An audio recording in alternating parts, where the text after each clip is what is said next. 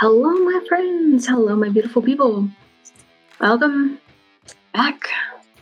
Okay, so today here we are going to talk about the Grace Millane case. I know that some of you guys might have already heard of this, and that's all right because you know what? This needs to get out there. It needs to be more talked about. And I mean, just the fact that you guys, we need to be looking out for ourselves, especially when you're in the dating world. You need to look out for yourself and you need to protect yourself. And if you're not doing that, then we've got a serious problem on our hands. And that's people going missing, and that's people being murdered, and all of the above. So, one thing, real quick, I just need to shout this out. Truth Finder is a great way to be able to check on those people, even the people that you were just dating on a dating app. Check up on them and find out, like, hey, is this person who they really say they are? Truth Finder is a great way to do that. So that's linked down in my show notes. Feel free to check that out. Okay, so now we're going to go ahead. We're going to get into the case here of Grace Millane. Okay, so this one tugs at my heartstrings. Okay, we've got Grace here. She is just, you know what? She's so excited. Like, she is going out and traveling the world. Like, she's in the city of Auckland. And so she has actually spent like a couple of weeks traveling. So she's experienced New Zealand. So jealous. She's actually decided, you know what? I'm just going to go ahead and meet new people and just enjoy my life. Totally. I totally agree with that. That is awesome. And she's just going out and generous. She's always dreamed of traveling the world after she completed her degree in advertising and marketing and in the University of Lincoln. So she did. She took a gap year and she's ended up, you know what, just exploring the world, which is awesome. Before, like, she's settling into a job and having a routine for the rest of her life, she's like, I'm going to explore the world. Yes, go girl. So she begins her journey in South America, visiting Peru. She immersed herself like in that local culture there, and then she started traveling to New Zealand, and she ends up staying at the base by Backpackers Hotel.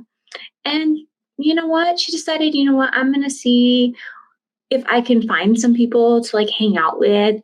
And she decided to connect on Tinder with a few locals and a few traveling. So when you're traveling by yourself, like, that can be especially lonely. So, you know, it can be nice to actually meet up with someone new, and especially someone that you click with, as long as you're doing like it safely. And Grace thought that she was doing just that. She's like, all right, we're meeting him at the Sky City Hotel. That's a public place. Then we're going to go to a burger joint.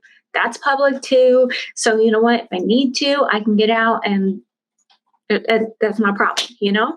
But actually, the date ended up turning to be great. Like, she went out with this guy named Jesse, and Jesse was charming. He had a sense of humor. He had a rough past, but it seemed like he was making the most out of life. He told her about how he was adopted as a child, but it wasn't all that bad because his adopted parents were loaded.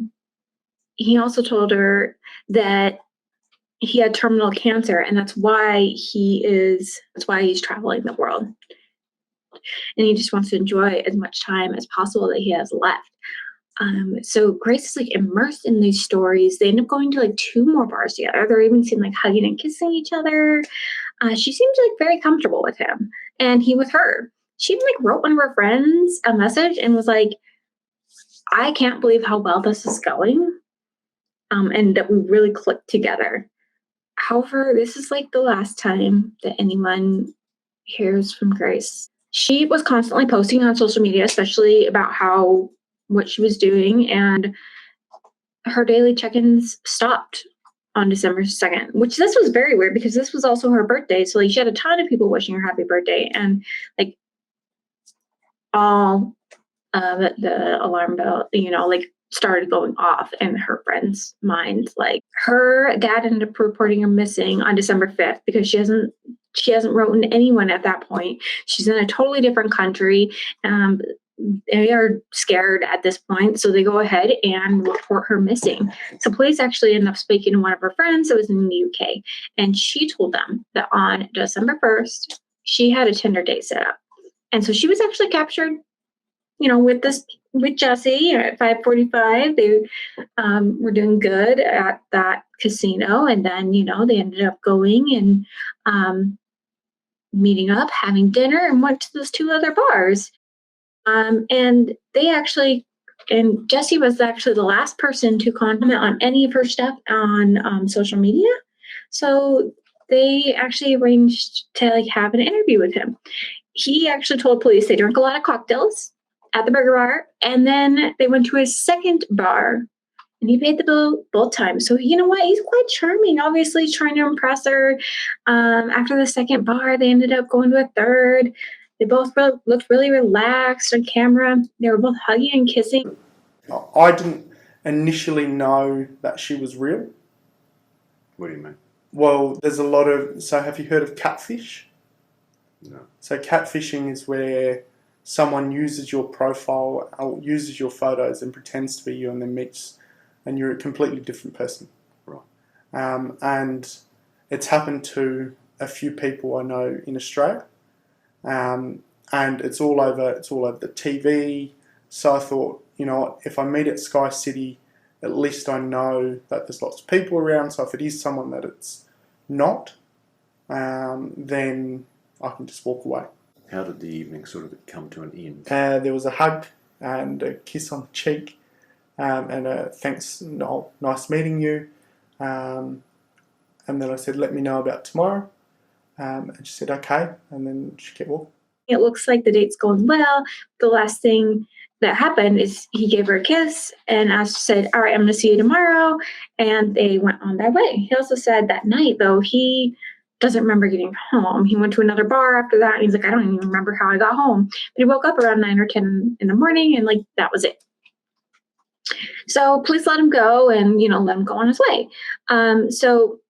But the police are still worried about her. Why isn't she found? Why isn't she contacting any of her family or anything like that? If they split, after going to a bar and then he went to another bar, okay, but what happened to her? So police end up launching this full investigation, focusing on Grace's movements.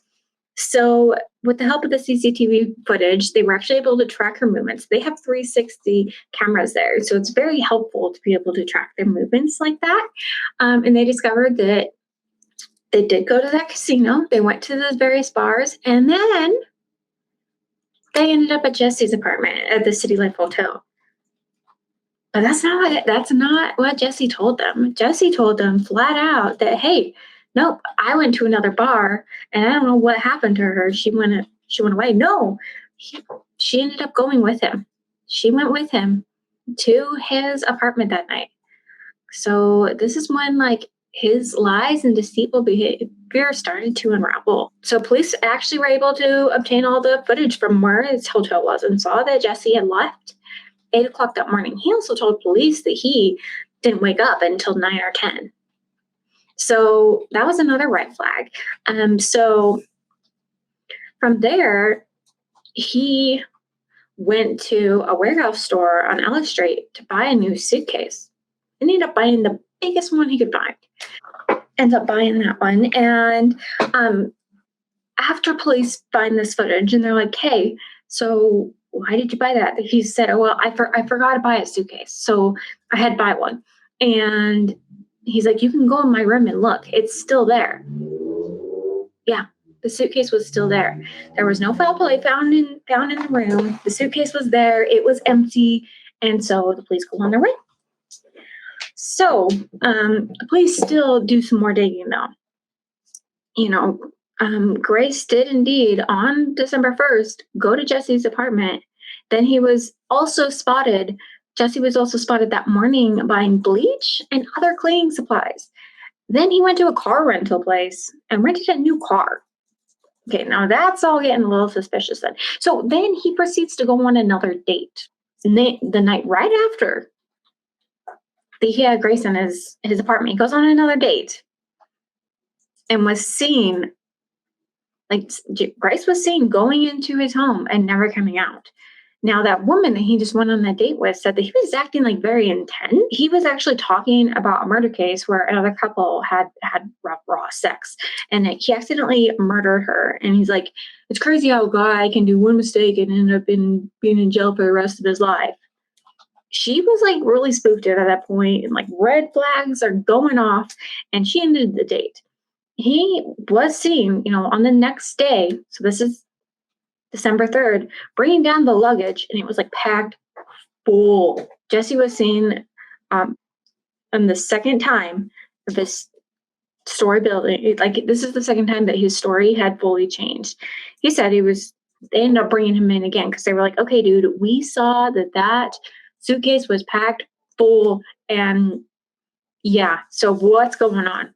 And he said that, well, she was talking about 50 Shades of Grey and wanted to be rough with me, and that they had violent sex on the floor, and then she took photos of him, he took photos of her. We actually don't know if she's been murdered or not yet. She may be alive and well. Okay. But she might also be dead. Okay? And it could be that you've done it.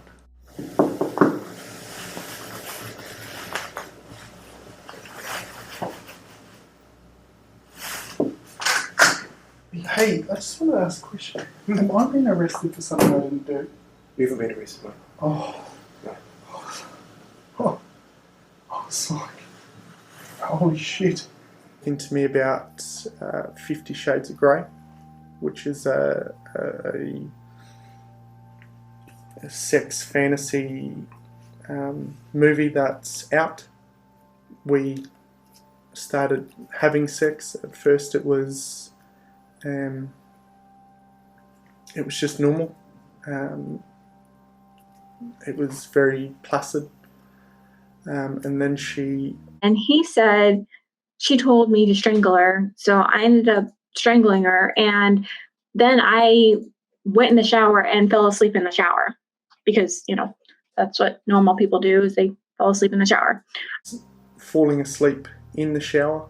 And then he's like, well, when I woke up, I noticed that she wasn't moving. I noticed that there was blood coming out of her nose. And then I tried to shake her and nothing happened. And then I panicked and I tried to move her and nothing was going on. So instead of calling, for help, like any normal person would do, he's like, oh, let me go get a suitcase and put her body in it. So police ended up finding out around 1:09 a.m. that same morning, that they supposedly had rough sex, and then he went in the shower. He ends up searching online for more porn, searching for the hottest fire, and then mountains, steep mountains. So, and then the police haven't even found like Grace's naked body after she was killed. He had honestly just taken the last shred of dignity from her, and her family had to hear that. Jesse said that he was like so terrified and scared and in shock, and it was her fault because she wanted it. She wanted it, huh? She wanted it that bad. She was gonna die. So he was on the record found taking that suitcase down at 9:30 p.m. and then went to the hardware store and picked up a shovel on December 3rd. And then he was seen washing a car 4 hours later, and you could also see that he was washing the shovel. So he ended up driving up to the Watikir Mountains and pulled into the reservoir and went into a bush and dug a hole and put the suitcase there. So police actually were already at this point on his case because they were tracking his phone GPS and already found that he had already been there. And he still, to this day, denies killing Grace. I didn't kill her. Nope. She wanted it. I need to stop. I need to go. Would you like some fresh air? Yeah, please. I was in shock. I didn't know what to do. I went downstairs and I was just, I don't know, I was all over the place.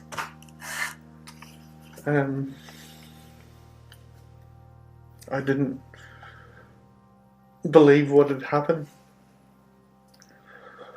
I was just terrified and scared.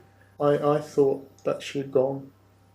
I thought she had left. Pathologist, the specialist doctor, will perform a post-mortem. Yeah.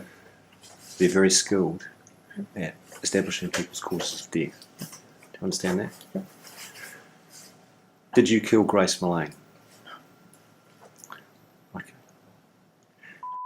You're under arrest for the murder of Grace Millane on or about the 2nd of December. Do you understand? End up spotting Jesse on the 3rd of December buying another suitcase. So he's trying to cover up his tracks again. He also threw out a bag of something. We think that it might have been like her purse or something as well. So that's kind of weird as well. So another thing that was interesting on the surveillance cameras. So when Grace goes to the bathroom, when she's at the 3rd bar, Jesse grabs her purse and starts like looking through it. And it's really hard to tell if he grabs anything and takes it or not, but we're not sure what he's looking for, but it's weird. Like you're looking for this girl's things that you just barely met. It's kind of weird. I don't know if they're like looking for like money or something. I don't know. So the police interview several of Jesse's Tinder dates because he had quite a few. And one of them said that she almost died from suffocation and he really thinks that he did nothing wrong.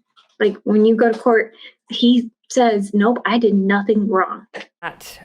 With a comment on the murder of Grace Millane, having received a number of media queries about this tragedy. Firstly, I cannot imagine the grief of her family and what they will be experiencing and feeling right now. And my thoughts and prayers are with her father, David, who is in the country, her mother, Gillian, who cannot be here, and her wider family, friends, and loved ones.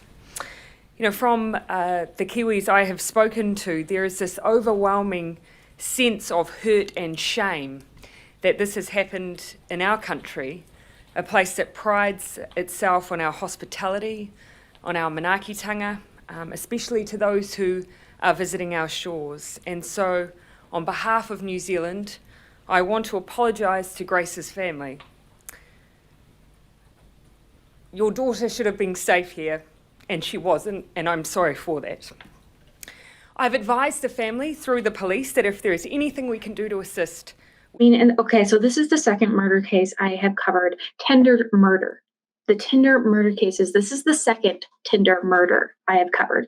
So I caution everyone out there, be safe, stay in touch, go on several dates, be with people, look up people before you go hooking up with them. Like I said, Truth Finder is a great way to do that, just to make sure you have your bases covered. Also, this isn't sponsored or anything like that, but I also love this app. It's called Life 360. It is on Android and Apple, and you can do check-ins with your friends, family members. You can have lists. You can just so that you can check in and have that peace of mind. It's been great. I absolutely love it. Again, that's Life 360. That is a great app to check on, your friends, your family, and to give them a peace of mind and yourself a peace of mind, and just kind of know where your friends and family are at. It's a great way to keep in touch. So again, that's Life 360. That's not sponsored, but that's a great app as well. So yeah, I just wanted to cover this because of how many people out there are going on dates and you don't know who you're going out with. You really don't. I went ahead and I searched up Jesse on Truth Finder while I was doing this case. And you could see that he did have some domestic violence. And so if you knew that ahead of time, it can be life-saving. Yeah, I just wanted to put that out there and caution anyone. Please do your research. Please be safe. And that's all for this one. But as always, guys, just keep fucking going.